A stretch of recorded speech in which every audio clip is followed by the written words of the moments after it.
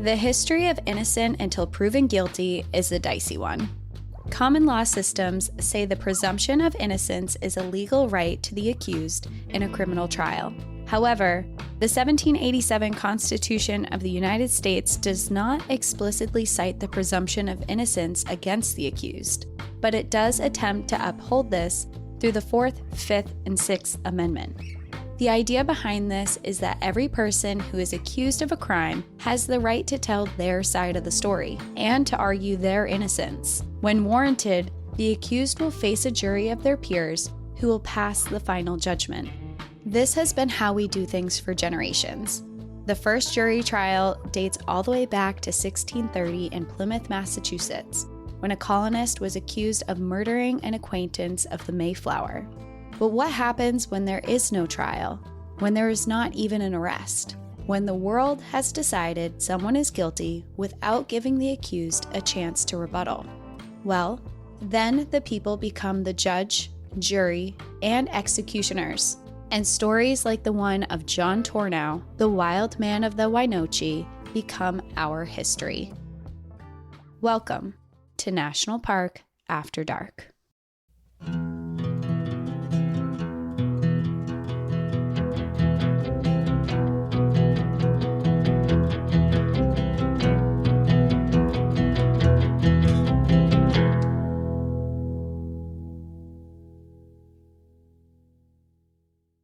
So we're getting involved in some vigilante justice. Yes, we are. This has been a highly requested story, and we're going to Olympic National Park, which we haven't visited in a really long time, so I'm excited for it. Lovely. And I know that you're just, before we get to the story, you are chomping at the bit to tell everyone just the good news, to spread the good word, if you will. Spread the good Lord's work. What?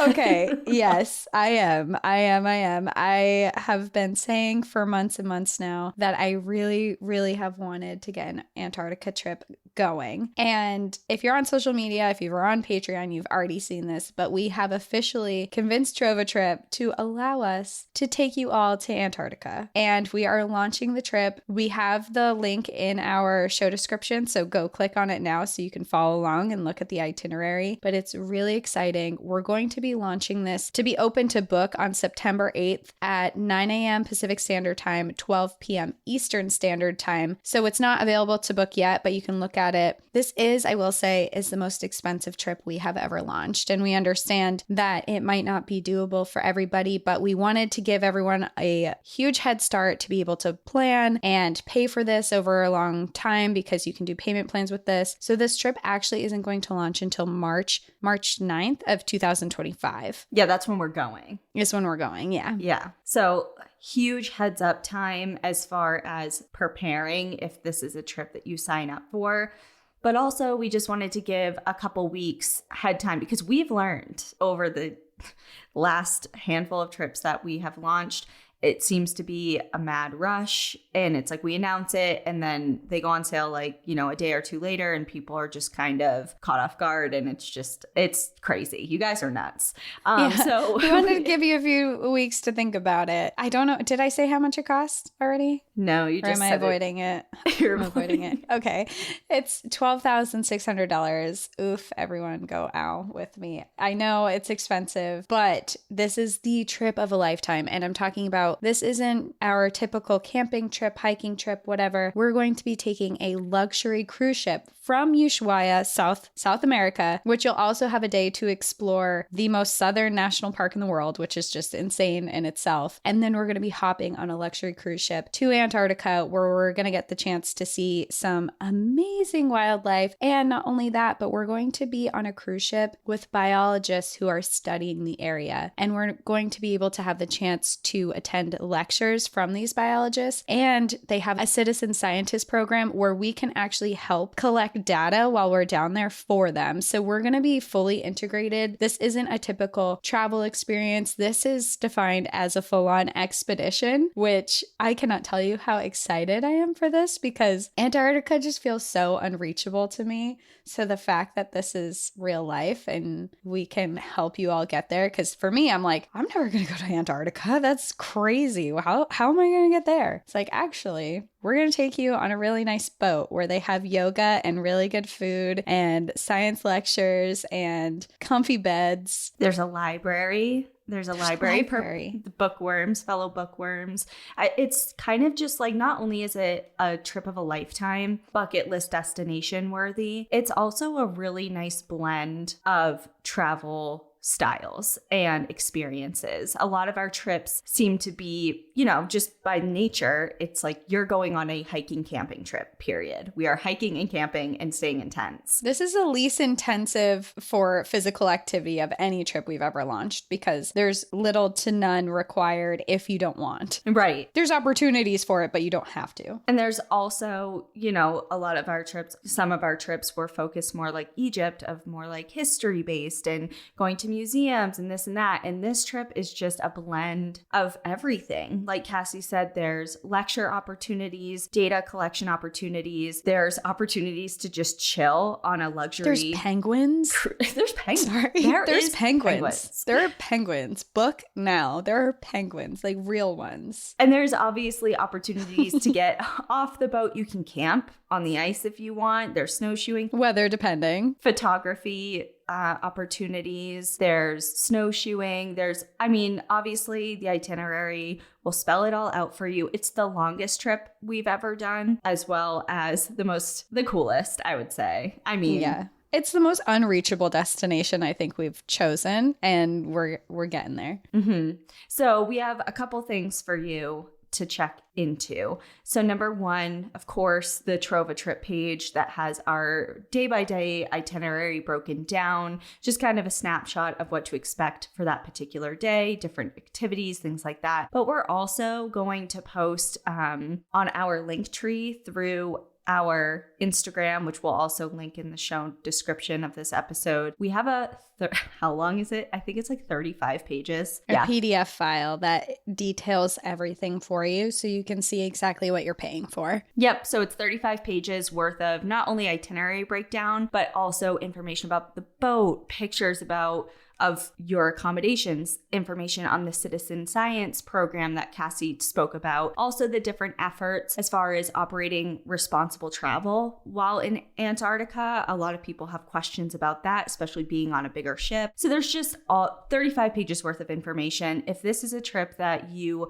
would like to join us on, please look at both of those things. There's tons of information on it. And there is so this is like the grandest trip we've ever done, but it also has the least amount of spots. Yes. So we don't know how it's going to go for how many people this is going to be doable for. So we just are recommending, if you are interested, be there on the dot to book it, because we could get all the spots sold out in a couple minutes like we have before, or it might take a little bit longer because it's more expensive. We're not sure. But I also do want to note that when we're going down there, it's whale season. So we're definitely going to see whales down there, which might entice people a little bit more to want to come. So just be prepared. We're going to be posting on our socials more about all the information and hyping up the trip over the next few weeks. But just so everyone knows, it's coming up September 8th, 9 a.m. Pacific Standard Time, 12 p.m. Eastern Standard Time. You will be able to book. All right, now let's go to Olympic because it is one of my favorite national parks. Yeah,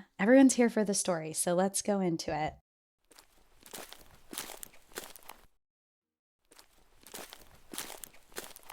Today, I will be telling the story of John Tornow, a man who lived within the forests of what is today Olympic National Park and Olympic National Forest. He lived off the land, hunting his own food, building his own shelters, and he was a bit of a hermit. He was avoiding people to the best of his abilities. His odd, reclusive behavior, coupled with his history of being committed to a mental institution, and also he had a bit of a temper on him, made him a spectacle for all types of rumors in the Olympic Peninsula. People were telling stories of him being over 7 feet tall, which was not true. He was like 6'3", which is still very tall, but people are saying he's a giant. He's over 7 feet tall. He's swinging from trees. He smelled of wild animals, so no hunting dogs could ever track him. He spoke to animals. He's like this mystical creature, basically, is what was going around in the Olympic Peninsula. And he was also labeled as, quote, a demented outlaw who hid inside the dense forest, waiting for someone to enter his territory so he could kill them. He was publicly demonized as the wild man of the Winoche after the Winoche River on the Olympic Peninsula, or he was also known as the Beast Man. Some speculate that John Tornow's story also inspired Edgar Rice to write the story of Tarzan in 1912, which kind of goes inside with swinging from trees, speaking to animals, 7 feet tall, wild man. Interesting. So this is 1800s, I'm guessing? Yes, this is the 1800s, early 1800s. And for John Tornow, he eventually became the main suspect and accused murderer of his 2 nephews. For this one, there was no arrest, there was no trial, and he was ultimately brought to justice by a manhunt. So for this story today, I'm going to tell his story, and I want you to decide for yourself if you believe that he was this wild, dangerous man he was said to be, or if maybe he was just innocent and misunderstood. And I do want to say I did find most of my research from the book Beast Man, a historical account of John Tornow, accused murderer of 6 men by Michael Fredson. And it's very interesting. It is, if you're looking into the book to buy it, I will say that there are a lot of pictures of him dead in it. And the front cover of this book is John Tornow dead with people posing with his body. So it is kind of graphic. Yeah, it's a very graphic book. That's a good word. Going into John Tornow's story, he was one of 6 children, and he was born on September 4th, 1880. Oh, so late 1800s, early 1900s, I meant to say. He was born in Iowa to 2 parents who had immigrated from Germany, and 2 years later, in 1882, the family headed west in search of land and work for the family, and they also traveled with a friend who was also from Germany, and his name was Henry Bauer. They followed the building of the Pacific Railroad until they arrived in the Puget Sound, which was not yet designated as part of the state of Washington. Washington was designated as a state years later, and it was here that both the Tornows and Henry Bauer purchased land along the Satstop River, which is a river that is within Olympic National Forest and stops just before reaching Olympic National Park. And obviously it wasn't these things back in this time, but today, to give you a reference of where it is. Okay. And they actually went there with the idea to start their own timber company. And they did. And they named it the Tornow Brothers Logging Company. I think it's very interesting to note that they were there to create this logging company. And also where Olympic National Park is today, it was established because of the amount of logging that was going on here. After years of companies decimating the old growth forests and temperate rainforest, Franklin D. Roosevelt gave the area national park status on June 29th, 1938. Today, it protects nearly 1 million acres of landscape in the northwestern part of Washington state, protecting several distinctly different landscapes. Within the park, you'll find glacier-capped mountains, old growth temperate rainforests, and over 70 miles or 112 kilometers of coastline. It also protects a lot of species of animals that were being significantly hunted, including bald eagles, mountain lions, mountain goats, and black bears. The first time I ever went to Olympic was actually with you and Ian. Oh, real? Oh, yeah. When you and Al. When we went to the Hoh Rainforest. Oh, yeah. And then we played on the beach with Chaska. Mm-hmm. Oh, well, and Blue. And Blue. Yeah. Yeah, he was there too. Blue was definitely there. Yeah. I have a video of that, I think, of you like tossing the ball for Chaska. Oh, yeah. On one of the beaches. I don't know which one. But yeah, I love Olympic. It's just so, it has it all, like you just described, just so varied. And I think that's what I love. Like when people ask, what are my favorite parks, other than Yellowstone because it's of sentimental and wildlife value, the other ones that come to mind because of the differing. I like things that pack a lot of punch and a lot of variant, you know. Like you can do a lot of things there and see a lot of landscapes in one. Right, exactly. And Olympic has it all. Yeah. Every time I've been to Olympic, it's been raining. So one day I hope to make it there in the sunshine. It's very on brand, though. Yeah.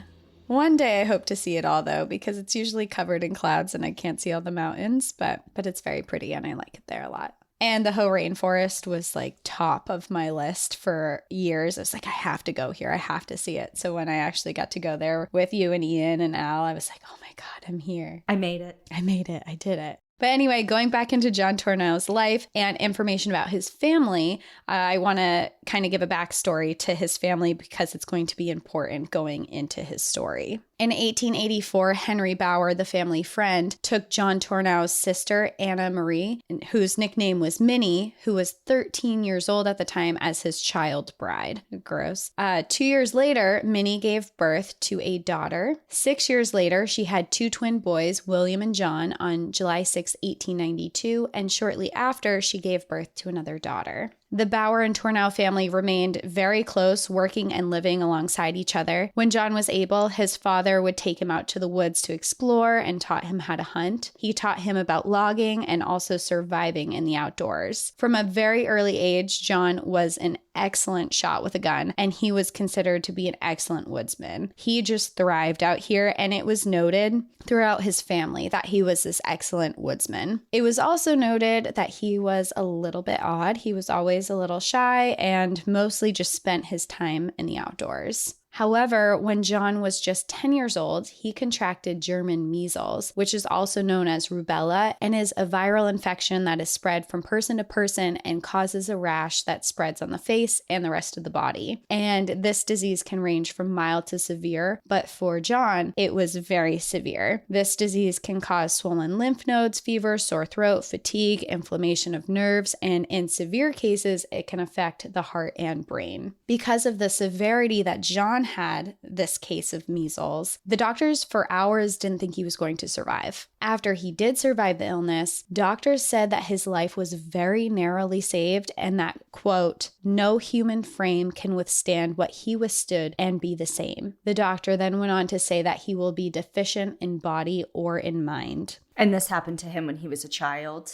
When he was just 10 years old. Okay. After this, it was reported that he was given special attention and protective treatment from both his mother and his older sister, Minnie. He spent a lot of his time with Minnie's twin boys, who were 10 years younger than him. While many reports say they're unsure if he was affected intellectually, it was noted that his skill set in the outdoors only improved afterwards. He became one of the best shooters and hunters in his entire family. He went on to learn how to build his own shelters. He could skin his own kills, and he was basically like, he was the person to go to be able to do anything in the outdoors. But after the disease, he was reported more shy than ever. So some people said, maybe the measles did do something to his brain. He doesn't talk to anyone. He's really reclusive. He just wants to be outdoors. He keeps to himself. It's a little odd. But he was a kid growing up and people didn't pay too much mind to it. But it was noted that he did take to Minnie's twins, William and John. He took them under his wing. He was teaching them how to hunt. He taught them how to be in the outdoors. And from all accounts, William and John were his only actual, quote unquote, friends. Besides that, he didn't talk to anyone. The only people he talked to was Minnie, his sister,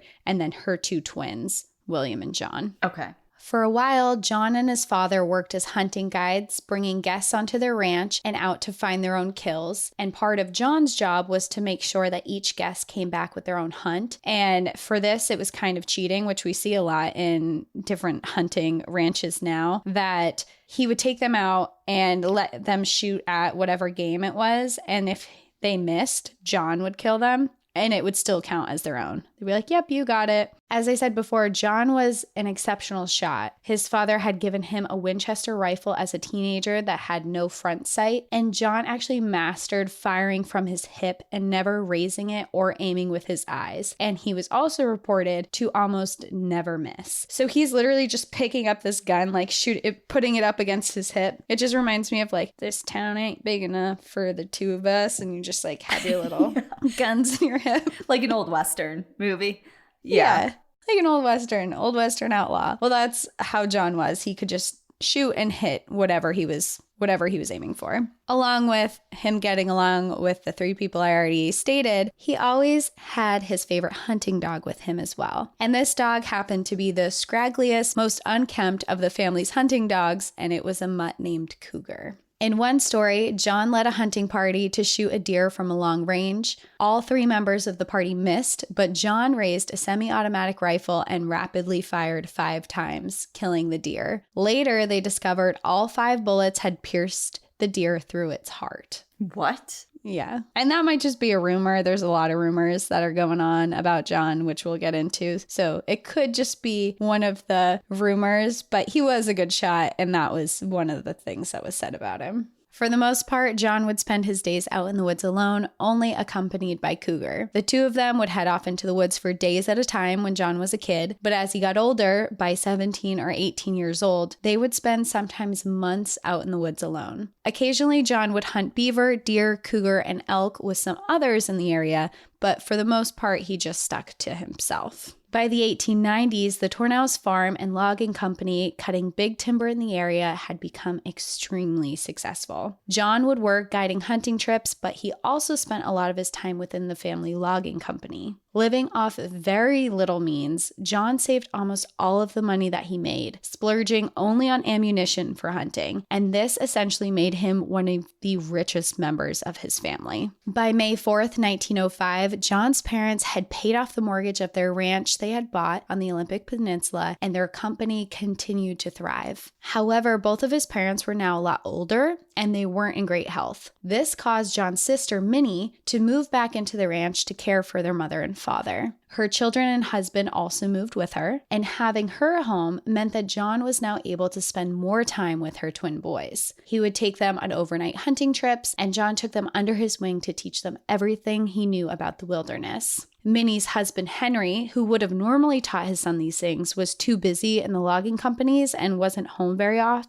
And some speculated that this might have made him a bit jealous of John and upset that he was the one teaching his kids these skills instead of him, and it was kind of known that John and Henry didn't get along very well. As their parents' health declined, tensions also began to rise within the family dynamics because people were now debating on who would take over the successful business and the properties that they owned. At the same time that this was happening, the family was getting more concerned about John because John was making himself more isolated than he ever had before. He was spending these extended lengths in the woods alone with his dog, and he seemed overall very uninterested in the family matters. He was avoiding most of the family, he was avoiding the business, and some people reported that his behavior was starting to get very odd. In August of 1909, a family friend stumbled across John in the woods in one of his shelters he built, actively hauling pails of water to his shelter from a nearby creek. But what made this odd was at the time, it was pouring rain out, and he had buckets set up to catch water drainage from the roof, which was collecting the water for him. So this was very odd to them. They're like, why are you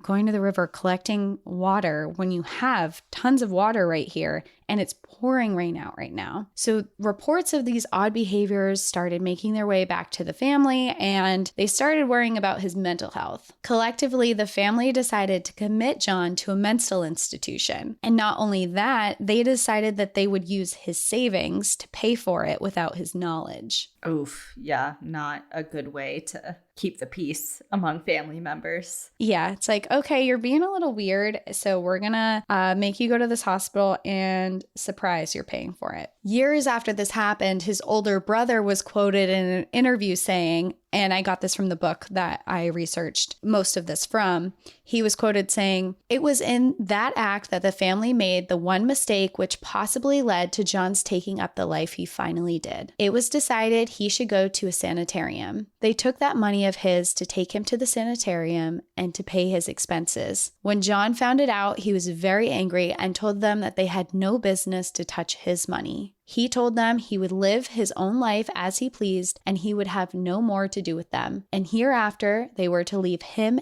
and his dog absolutely alone." I mean, without knowing any more to the story, maybe my opinion will change, but so far, I completely understand his decision as far as cutting off ties with his family. That's a big deal. You don't just commit someone to a mental health institution, have them pay for it, and just send them off for wanting to be by themselves. At this point, he's not hurting anyone. He's not doing anything. He's literally he hasn't done anything. Being self-secluded, which isn't a crime. So yeah, he's like, I don't really like people and I'm a little shy. And they're like, we're going to take all your money and put you in a mental hospital. Right. Yeah. See, that's not right. Yeah.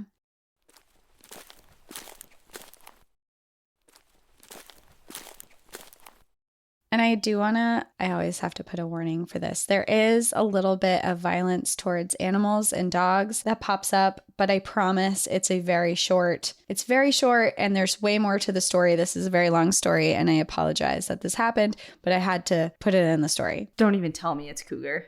I can't. Stop. Find another topic to research. I can't listen.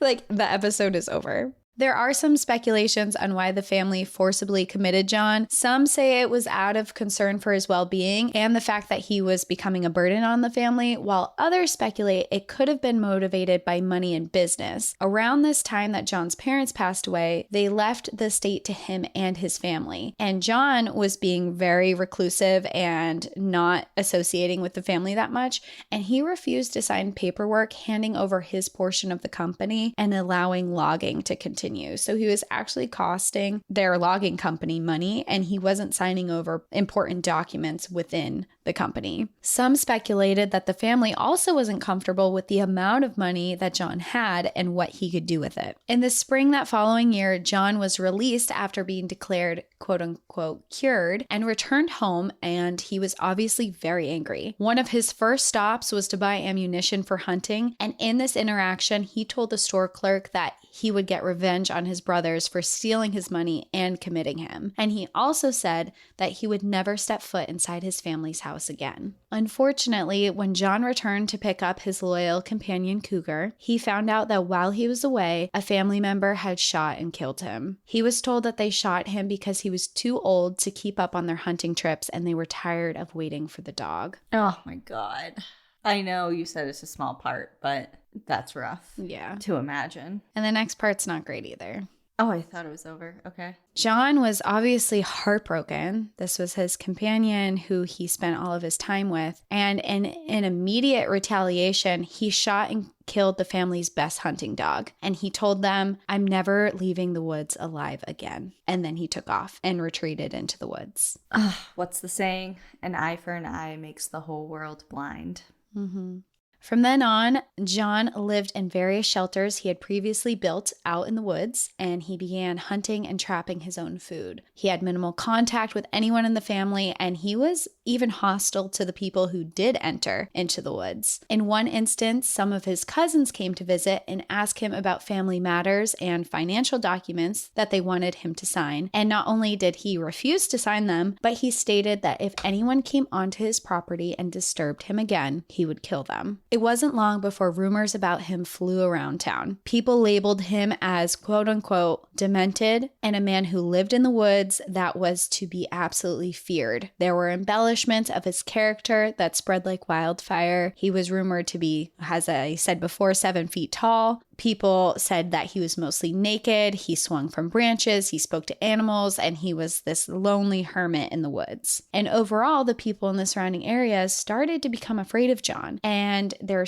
became somewhat of a folklore in the region. Occasionally, there were people who did have run-ins with John, and in one instance, some surveyors who were on the land in regard to the logging companies came face to face with him. And he wasn't friendly. He demanded to know who they were, why they were there, but once they had proven that they were surveyors, he allowed them to go about their business without any incident. The only person that John did visit occasionally was his sister Minnie and her twin boys. He would occasionally go to their home to pick up spices and meats that she would have waiting for him. And for the most part, John was left alone until September of 1911. It was on September 3rd, 1911, when Minnie's twin boys went off to the woods to hunt a black bear that had killed one of their livestock. The ground they were hunting on had previously been cut down by the Tornow Brothers Logging Company and was around the same area that John was now living in. That night, neither of the boys returned home. Hank Bauer, their father, assembled a search team after 6 p.m. that same day. That night, they still found no sign of the boys. The following day, the team resumed their search, and around noon, they came across a female bear who had been shot. And not far away was the remnants of warm ashes of a campfire and sticks used to smoke beef. With this, the team returned home to get clothing from each of the boys to help their hounds track their scent. The dogs brought them deeper into the forest, over a ridge, and towards a gully. Here, they found one of the boys' hats, which actually proved to be a very ominous sign because at this time, no one traveled in the woods without their hat. So this seemed like a very alarming sign. Not far from there was one of John Tornow's shelters that had evidence of him being there recently, but he was nowhere to be found. The dogs continued to follow the scent of the boys, leading them across the Satsop River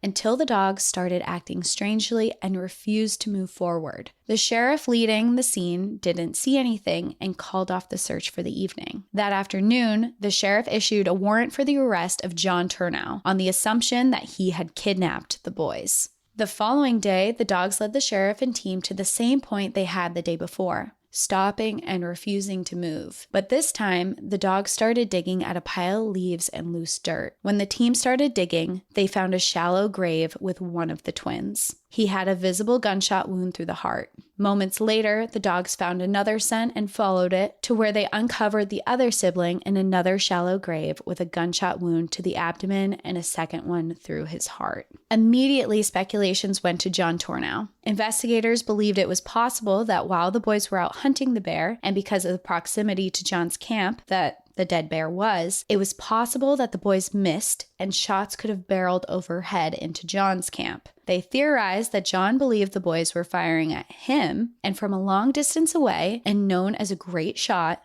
and killed them both and buried their bodies nearby. Besides their suspicions that John had done it, the only other clue of the murder was a 6-inch clasp knife that was left behind in the area that did not belong to the boys. Now, Minnie, John's sister, adamantly denied that John would have had anything to do with their deaths. She told investigators that he would never do that. He had grown up with them, and her twin boys were the only friends that John had ever had. She told them how close they were, but her words didn't sway the investigators at all, and they believed wholeheartedly that John was the killer. The afternoon of the funeral, the sheriff in town initiated a full-on manhunt for John Tornow with heavily armed posses and bloodhounds. They organized 2 groups of 6 men each who, knowing John Tornow had the ability to hide out for weeks, outfitted themselves for up to a 3-week manhunt. In their group, they had sheriffs and professional trackers. Many of the people had experience hunting for outlaws in the woods because of past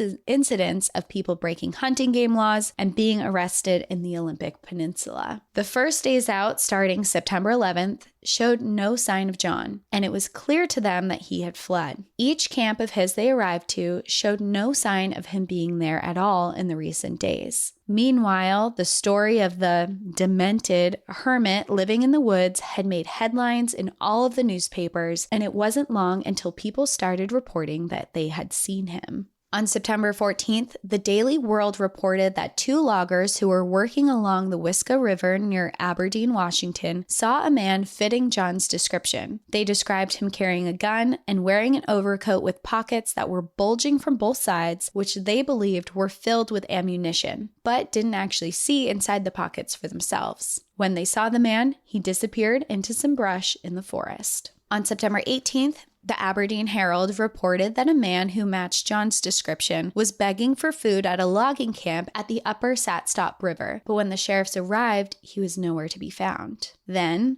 on September 19th, the Washingtonian reported an interaction 2 men had with John at their campsite. They had sat around a fire and fed him. They were about 6 miles from where the twins were murdered. They reported that John had told them, quote, he had seen the posse and that he had a damn big notion to take a shot at them. He saw them from the day they started out. They also said that John never let his gun leave his side. I have a quick question. So Are those verified sightings of him and interactions with him? Because it just seems odd that he would be begging for food or going up to random people asking for food if he's so self-sufficient and has been living on his own and hunting and getting his own food for however long. Totally. Oh, these aren't verified. These are just these reports that are coming through and people being like, I think I saw him. I definitely saw him. I had an interaction with him. And none of them are verified, but they're kind of building up this hysteria that's going on in town. Like, he's here. The murderer's here. I saw him here. And it's all over the newspapers.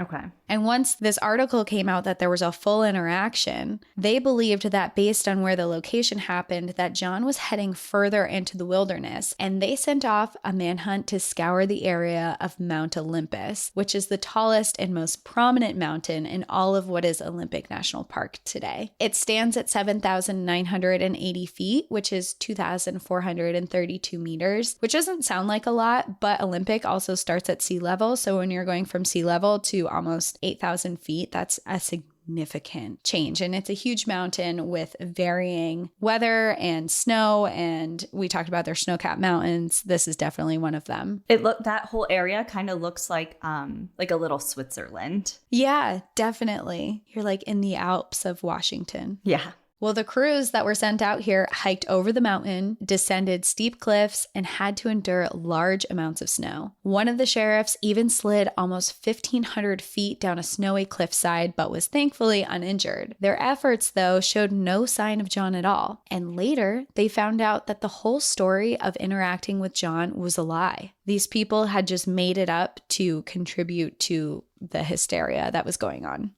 Oh, God, I knew it. Shortly after this happened, they wanted to up the incentive to people to actually give them information that was going to lead to John's arrest. So they began offering a $500 reward for information leading to his capture, which today would be equivalent to just under $16,000.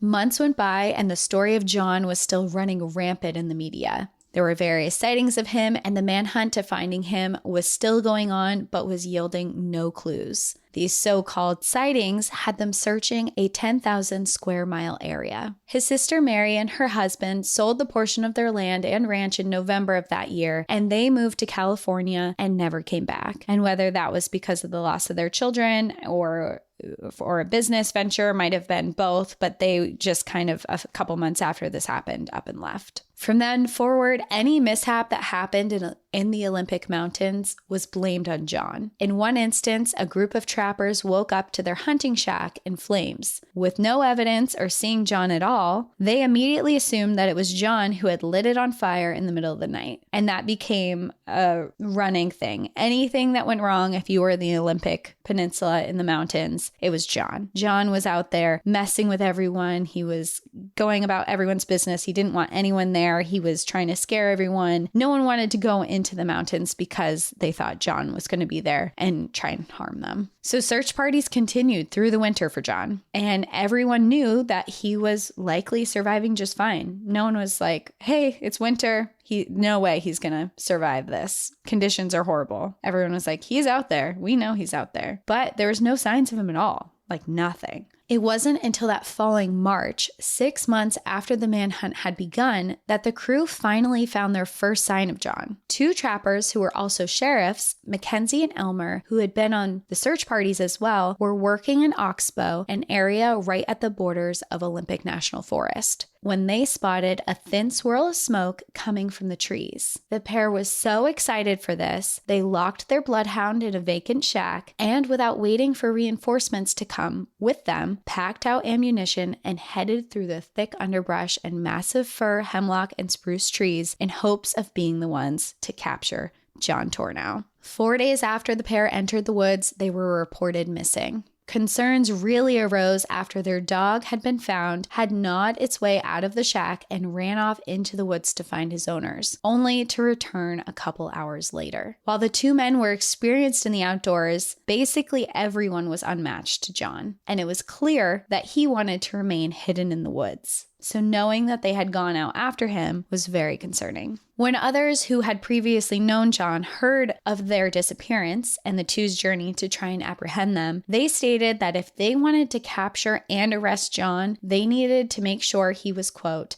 dead first, because he would stop at nothing to be free. A new search party was sent out in search of them and for John. A recent snowfall hindered their journey, and when bloodhounds took off on what seemed to be John's trail, they weren't able to follow. Shortly afterwards, they heard gunshots ring out in the woods, and when the dog didn't return right away, they assumed that John had killed it. However, the following morning, the dog returned. After that, they headed out again. in hot pursuit of John, and this time they found his shelter. The dogs had sniffed out an elk carcass, and close by was his shelter, which was a lean-to made of wooden poles, branches, moss, and leaves. Inside, they found pants, shoes, gloves, and a bed that John had been sleeping on. It was made out of rotting wood and ferns. Also, they found John had abandoned about 50 pounds of elk meat that was already smoked, and now they felt like they were right on his tail. This just reminds me of an episode of Survivor. Like, he's sitting on ferns and his bed's made of leaves and... Yeah, and he's smoking his latest kill. Yeah. Yeah. Like, I've seen this before on Alone.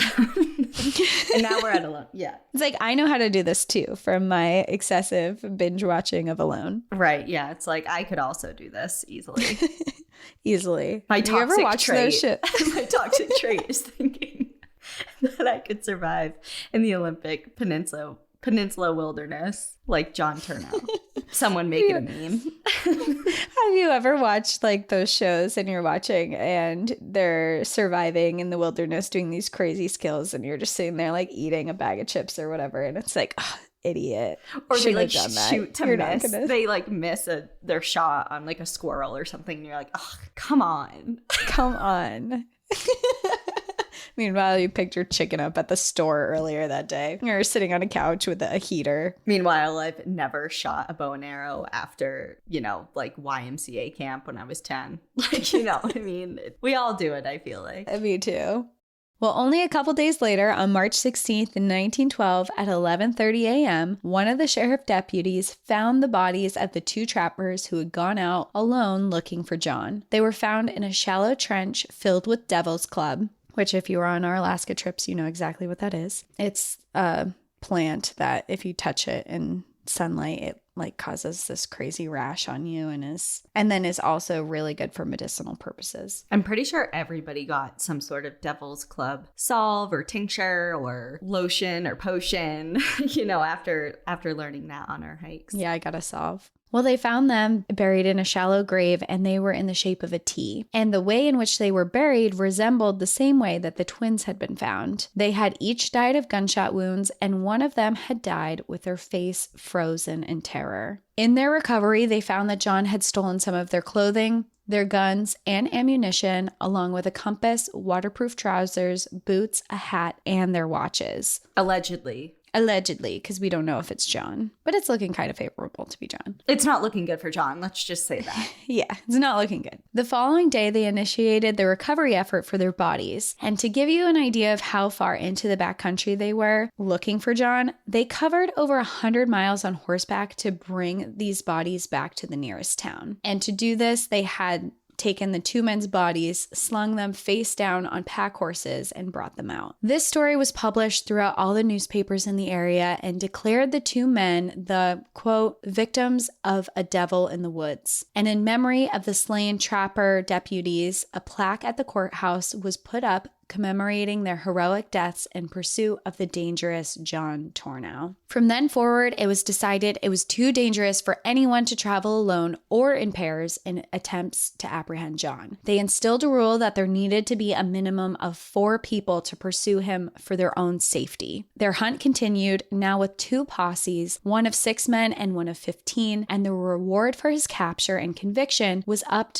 to $4,000. While the newspapers were heavily covering John and depicting him in a very dark light, they also began to report on another narrative. Some papers speculated that John was unfairly deemed guilty and that the sheriffs were out to get him, with no evidence he had actually committed a crime. Some speculated that it could even be someone else who committed the 2 murders in the woods, especially since they were so far apart in time. Some scrutinized the handling of the full-on manhunt and stated that they believed that maybe John was just running in fear of his own life and that he just wanted to be left alone. A lot of people were saying that if the sheriff stopped pursuing John, there wouldn't be any issues anymore. The only reason they were seeing violence from John was because he was actively being hunted. But if they stopped, then there would be no more issues. Still, though, with the weight of possibly killing 2 sheriff deputies, people were very fearful of him, and he managed to stay elusive and hidden from the public eye. It was also becoming abundantly clear at just how skilled John was in the woods. Teams were frequently picking up traces of him and following his tracks to later find evidence that John had actually been in the woods stalking them the whole time. With all the attention in the media, John's sister came forward and told her account of John. She said,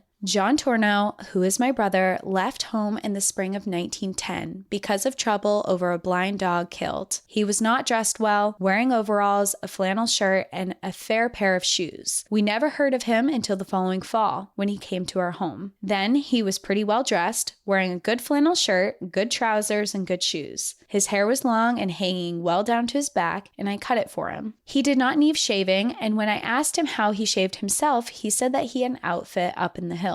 While at our home, he showed me a small bottle containing grains of gold, and later a purse containing $25 or $30. And when I asked him where he had gotten the money and gold, he told me up in the mountains. She then went on to say she thought her brother was the one committing the murders, but she was adamant that she believed that if John did kill her sons, he had no idea it was them when he did so, because he would never have any reason to have harmed them. Over the next year, he still remained hidden in the Olympic forests, with various sightings and teams of sheriffs on his trail, but never caught. The lore and legend of John Tornow swept the newspapers and continued to spread fear among the people. Rumors of who he was and how he survived outside were exaggerated. The rumors continued about him swinging from trees, speaking to animals, and hunters found evidence of lean-tos, bark shelters, large stumps he hid out in, and underground dugout hideouts. They found various carcasses of mostly elk that he was cooking and remnants of them being smoked. And with all of this evidence of him clearly still being out in the woods, they upped the reward to $12,000.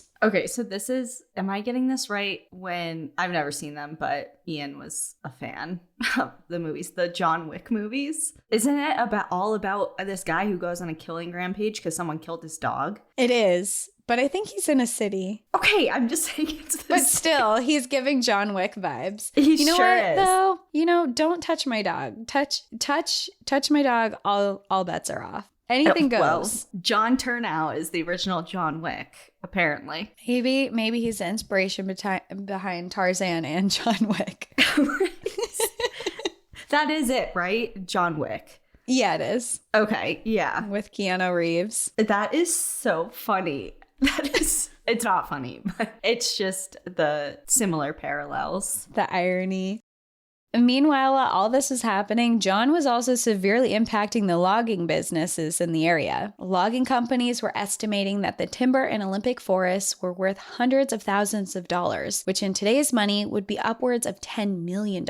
But people were afraid to log there, and petitions of companies to begin their logging were denied because of the dangers of the woods. On top of this, elections were happening, and there was a lot of pressure on local politicians in regards to John. People were very angry that the search for him was costing so much money, and they wanted the pursuit of John to end, while others wanted them to find him because they had spent so much money. So there were these two sides. People were like, okay, you spent too much. You're not going to find him. He's not doing anything. Like, leave him alone. And the others are like, okay, you've put so much money into this. Please just find him and get this over with. In both regards, between the political climate and the logging companies, there was a lot of pressure to resolve the situation with him. And now he had been hiding in the woods for just under 2 years. He's out there for like 18 months at this point. However, that was all about to come to an end. On the evening of April 15th, 1913, 3 deputies, Quimby, Lathrop, and Blair, were patrolling the woods for John and found an imprint of his boot on the ground. Not far ahead was another one of his camps. There was no sign of John, but because it was getting late, they retreated to their own camp for the night. That night, Lathrop and Blair argued that because there was no sign of John, they wanted to go back to his camp in the morning and check it out more, and not wait for reinforcements. Quimby tried to remind them that there was a rule in place, that there needed to be at least 4 deputies to pursue John, but they didn't want to hear it. The following morning, they headed back to his camp, and Quimby agreed to come with them and be their eyes and be on the lookout for John. His camp was set up on a lake in the middle of the forest. with lots of giant down logs around. As they headed closer, Quimby suggested that they got a view of the camp from farther away before they entered the actual camp, in case John was actually there and was actually watching them. Because as we've seen before, they found a lot of instances where they found evidence that John was actually stalking them the whole time they were at camp, and he was always kind of a step ahead of them. But again, the two other guys insisted that the camp looked abandoned, and they continued walking in. Quimby was really nervous, and he was cautious, and he maneuvered around the trees behind them, while the other two sheriffs walked right up to the cabin. In an instant, a shot rang out, and Blair was shot. He crumbled to the ground. Instantly falling was another shot, and Lathrop fell to the ground as well. Quimby saw John's face peek up over a large down log, and he fired back at him. Quimby shot 7 or 8 times, but he was mostly hidden behind the log and brush. Then Quimby saw him again and shot at him more times. This time, he seemed to slump down in a way that he hadn't done prior, and he had a feeling he might have shot him. He waited for several minutes for him to fire back, but there was nothing. While he thought he may have hit him, he also feared that John might actually just was taking time to move to a different angle, and then he would be shot as well. The deputies that he had came with were clearly dead, and he knew in that moment he needed to get out of there ASAP, and he did. They were so far out in the backcountry that it took him 3.5 hours to get back to their main camp, and when he was there, he was able to alert everyone of the 2 deputies' deaths. He also warned that it was very possible that he could have killed John, and when they return, they may find him dead. At this point, John had now killed 6 people. They assembled a 22-man team and sped their way back to John's camp. They were there by 9 a.m. the following morning. When they arrived, Quimby pointed out where he had last seen John, and cautiously and heavily armed, they all approached. Behind the log, they found him, slumped in a sitting position, behind the log with a gunshot wound to the neck, and he was dead. It was very clear from his appearance he had been in the woods for a long time. His clothes were ripped and ragged, his hair was long, matted, and filled with bugs. His face was almost black from dirt. They also noted that he was wearing a brand new pair of boots that they recognized from the sheriff he had killed. And next to him were the 2 guns he had stolen from them. John died at 34 years old after a 19-month manhunt, living in the forests of the Olympic Peninsula. News of his death was widespread, and over 200 people headed into the woods to the camp to view John's dead body. People posed for pictures with him, and the photos of him went out to newspapers around the region. It took several days to transport John's body out of the forest. He arrived to the funeral home on April 19th, and there were crowds of people waiting to see him. People offered money to see his bodies and to take photos with him, and the people handling John's body took the bribes. Hundreds of people got their photos taken with John's body. Before his autopsy was performed, they opened the doors for public viewing. Over 650 people arrived to get the chance to see his body, and reportedly 1/3 of them were women and children. Just imagine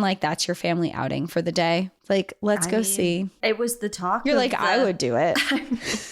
I'm talking to the wrong person. I know, that hard to imagine. I just put it in the context of today. If something like that was to happen today, which obviously there's a lot of reasons why it probably wouldn't, but just imagine for a second, it was a socially acceptable thing. People wouldn't cancel you if you were like, hey, I want to go see the Night Stalker's body or whatever. You know what I mean? Yeah. If there was a serial killer targeting your neighborhood or your state and they were apprehended and you had the opportunity to go and view their body, you're telling me that you think that would be not popular? But to bring your children? To bring your children? All right. Well, that's maybe a little... It's all right, sweetie. Yeah. First grade starts tomorrow, but today we're going to go see this dead body. Yeah, that's a little bit iffy. That part is a little much. Iffy. Yeah. But I mean, morbid curiosity has been a thing that has gripped the human mind since the beginning of time, and I mean that's why we're here, I guess. Yeah, I don't see it ending anytime soon, so I am personally not surprised about that, but I do. Yeah, the whole children thing is a little questionable, but I mean, there's a thing to do, and I mean, it's this huge event. You just said for almost 2 years, over 2 years. 19 months. Okay, 19 months. This guy was evading law enforcement, killing people, living off the land, evading capture, like that is a big deal. So for the opportunity to see him is one that I don't think a lot of people wanted to pass up. So I understand why over 600 people went to go see his body. Yeah, it's just, I don't know. I don't think I would do it for me personally. Like, I just have no interest in seeing something like that. I don't know. I've seen the pictures in the book and I'm like, I've looked at it too much, I think, but I do see what you're saying for sure, especially because he was such a folklore in the region. Right. It's like this big myth in the flesh now. Like all of these stories you've heard for years, and now you have the opportunity to actually see it in real life is enticing. But yeah, it is kind of like you do have a point. It's like, okay, so now what? It's like you go. Have you seen those TikToks of like the audio? It's like you've been waiting your whole life to go see this thing, and you get there and you look at it for like 5 seconds. You're like, okay, let's go. Have you ever seen that? No, I haven't. It's like seeing the Mona Lisa or the Eiffel Tower or whatever. It's like all built up and you've seen it your whole life of like in magazines and on TV and, you know, everyone's travels. And then you get there and you just kind of look at it for a couple minutes. You're like, okay, now what? So I feel like it's kind of like that. It's like, all this build up, you see it. And what do you do with that information? Like, okay, let's get out of here. Well, I will say in this particular instance, people weren't just trying to look at John's body. They actually had to employ 30 sheriffs to protect his body because people were trying to steal pieces of his clothing and were trying to cut off locks of his matted hair to take home with them. Again, I'm not surprised. You're like, I wouldn't do a lock of hair. I will say Victorian hair art is very fascinating, but that's completely different. It's like a funerary type of practice, not taking it from a killer's body. But sure. I feel like I'm, again, not shocked. Yeah. Okay. It's hard to shock you. Noted. Well, later, the autopsy was performed, and they did allow an audience of several people, including attorneys, prominent physicians, and journalists. It took them about half an hour just to remove his clothing. They found that he was wearing 6 shirts, 2 pairs of underwear, and 3 trousers. They also found that he had created slits in his pants to make going to the bathroom easier. A man of practicality. Yeah, he knew what he was doing out there. And he needed to carry everything he owned. Obviously. Now you have to pay like $100 for pants like that. Oh my, Ashley, if you're listening, we're talking to you. Remind me what those pants are called. Ashley was on a couple of our trips, and she had these great pants that you put on, and there's a zipper that goes across your crotch and all the way to the back, so you can just like go to the bathroom without taking your pants off. Yeah, it was like a women's style hiking pants. Very expensive now. You just slit a hole in there and wear 3 of them, and you're good. John, pioneering the industry. Innovations from the 1919s. 1912s. Is it 1919 now? No, it's 1913. Oh, okay. He was buried on April 20th at the Matlock Cemetery in Grays Harbor next to his other family members, including his nephews he was accused of murdering. After his death, it was found that John had a savings of $17,000, equivalent to about $525,000 today. He also owned significant shares in his family's timber company, along with several lots of land in Aberdeen, Washington. In total, he was worth over $32,000, which is equivalent to just under $1 million.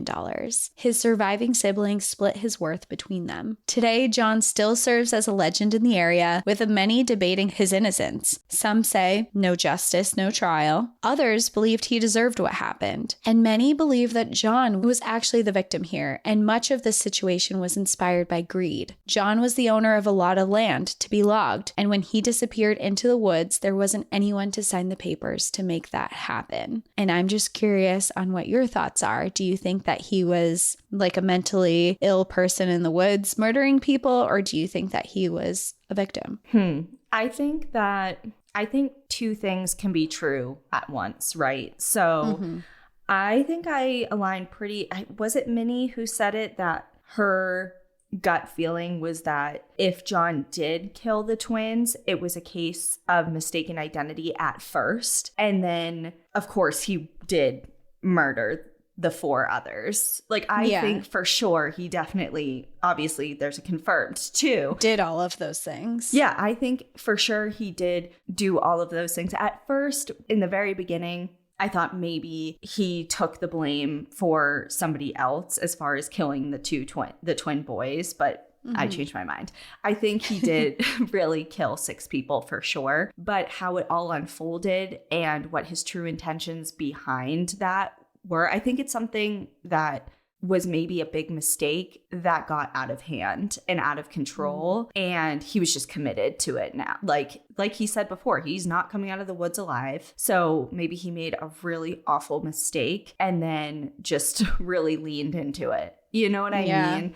And I think that before the initial murders of the twins, that he was really unfairly treated and misunderstood, and maybe had, even if he didn't have, how should I say this? He was just misunderstood, whether it be just a lifestyle choice or if it was a true mental illness. Either way, it was misunderstood. And I think he paid a really big price for that. And it was just really unfortunate what happened in the aftermath of that. I agree with you. I kind of have a feeling, I think he did kill all 6 of the people. I think he was unfairly treated. And I think that it's possible that mental illness could have contributed to things. But I'm also kind of on the side of all the people who said, like, if you all leave him alone, he's not going to bother you. I mean, people had come across him before and they had no issue. He was just like, hey, who are you? Okay, you're allowed to be here. Cool. See you later. Right. But there's also, like, playing devil's advocate to that. It's like, well, he did kill 2 people. You can't just now leave that alone and just be like, well, I mean, it was a mistake. Maybe, who knows? We don't really understand. But yeah, of course. You know, so you can't just kill 2 people and then just live off in the woods. Right. Exactly. So, and I think it's very telling also that his own, was it his sister, Minnie? Right. The sister. Yeah. His own sister, the mother of 2 murder victims, was an advocate for him. Yeah.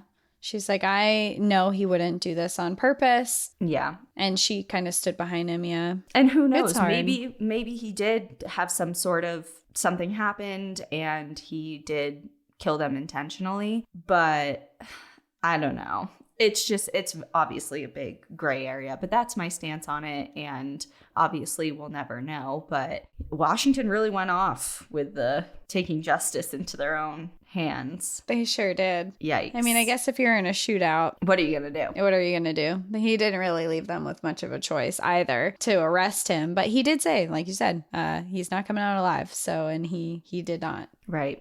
Wow. What a cool story. You've had that one in your back pocket for a while. I've had this book on my bookshelf for at least a year. I know. Because I remember when you first got it, you're like, look at the cover of this. It's so intense. And that was a long time ago. So I'm glad you finally covered it because it was requested a few times. Yeah, it was time to go back to the Olympic Peninsula. I feel like we haven't done like a PNW story in a while. So it was time. Yeah. Cool. All right. Well, there's not really a way to end that on a high note other than everyone should consider Antarctica and remember to go check out that stuff. Yeah, we're going to Antarctica, hopefully. That's your homework assignment. Go check out the 2 resources that we described to you. And we'll obviously give follow-up information as needed. You have time to think about it. But yeah, that's all for now. Yeah. So in the meantime, enjoy the view. But watch your back. Bye, everyone. Bye.